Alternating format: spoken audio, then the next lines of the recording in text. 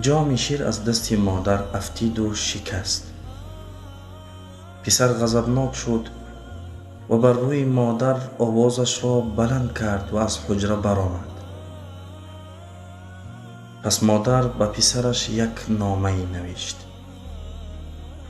وقتی پسر به خانه برگشت، مادرش را در حالت خواب دید و نامه را در بغلش.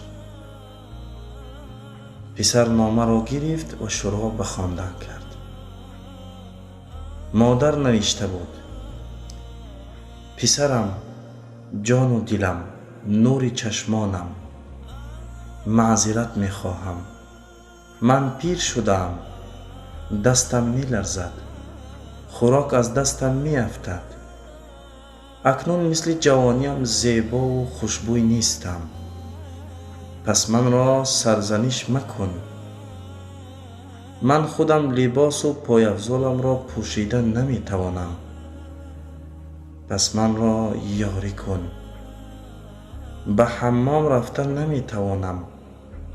من را یاری کن. به یاد بیاور چقدر از دستت گرفتم تا که راه رفتن را یاد گرفتی. از فراموش خاطریم و آهسته سخن کردنم ملال نشو. من فقط با تو باشم خوشبختم. وقتی خرد بودی می خندیدی، خوشحال می شدم.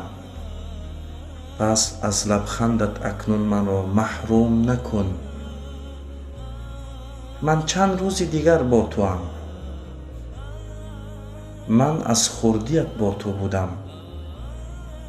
پس با من باش تا مرگم.